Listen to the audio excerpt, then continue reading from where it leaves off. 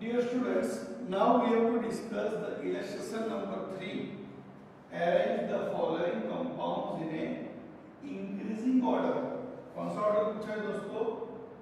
Increasing order.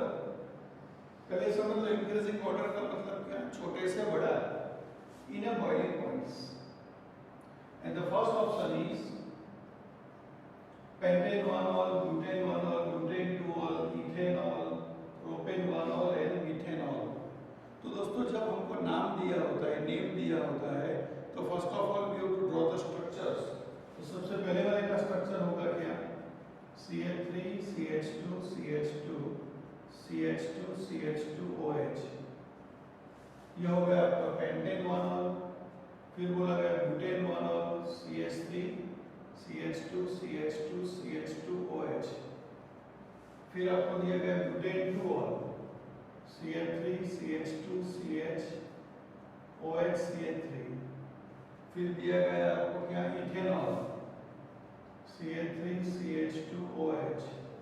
फिर दिया गया आपको propane 1-ol CH3 CH2 CH2OH. और लास्ट में दिया गया आपको मिथेनॉल, ये है CH3OH. सबसे पहला काम क्या करने का? जो नाम दिए है उसका फॉर्मूला बना दो और फॉर्मूला बनाने के बाद उसको नंबर दे दो. ये 1 नंबर, ये 2 नंबर, ये 3 नंबर, ये 4, ये 5 और ये 6. दोस्तों आपको लिखने का है इंक्रीजिंग ऑर्डर. इंक्रीजिंग ऑर्डर का मतलब छोटे से बड़ा, मतलब जिसका बॉइलिंग पॉइंट सबसे कम है उसको पहले लिखने का और ज्यादा है उसको लास्ट में लिखने का. तो दोस्तों आप देख सकते हो यहाँ 1 कार्बन वाला अल्कोहल है, फिर 3 कार्बन, 2 कार्बन, यहाँ 4 और 5 कार्बन. तो we are friends familiar that कि the alcohol who have a lower number of carbon they have a lower boiling point. तो हम देख सकते हैं यहाँ 1 कार्बन वाला है मिथेनॉल. तो मिथेनॉल का सबसे कम होगा, तो यहाँ मैं लिखूंगा 6 1.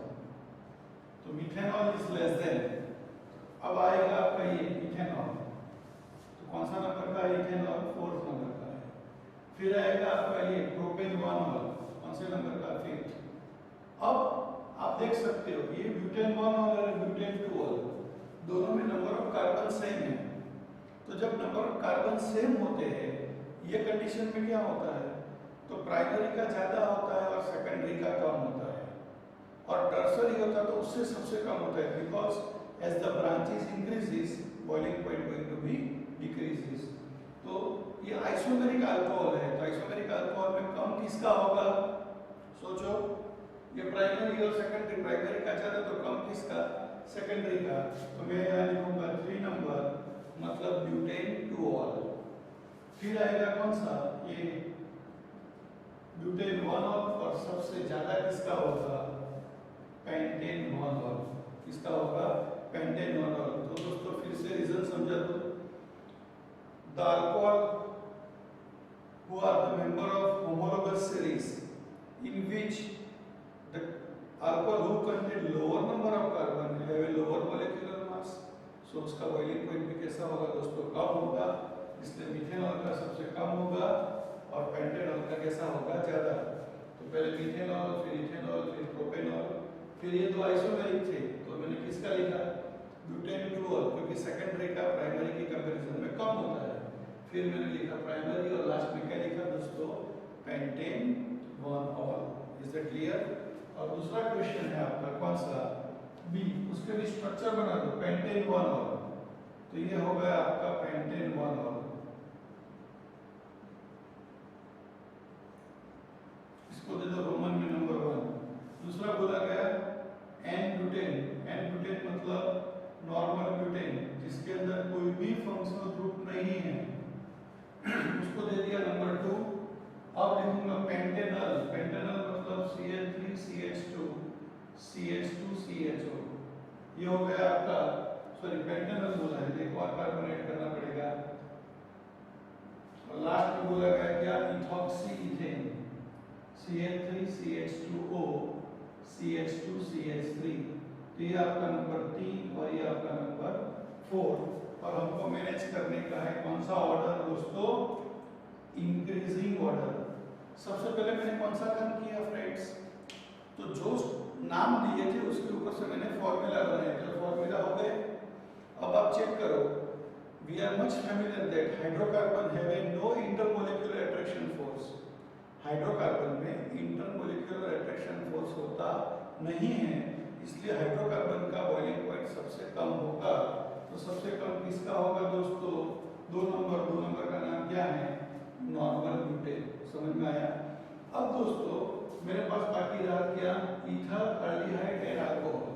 तो friends we are familiar that ether के अंदर इंटरमोलिक्यूलर अट्रैक्शन फोर्स एल्डिहाइड और अल्कोहल दोनों की कंपैरिजन में कम है, इसलिए अब आएगा लेस देन करके कौन सा, ईथर कौन सा, इथॉक्सी इथेन।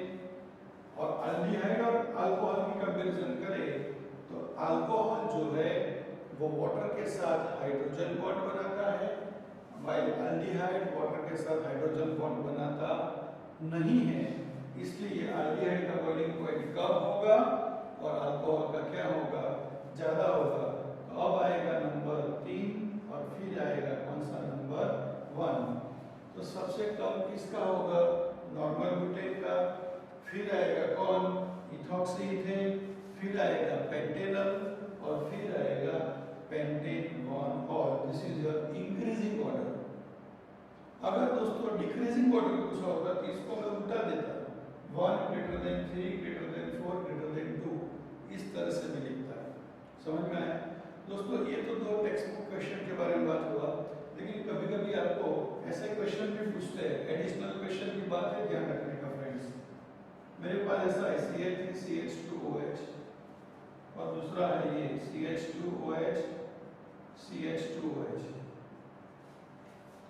ये है इथेनॉल और ये है इथेन 1,2 डायल।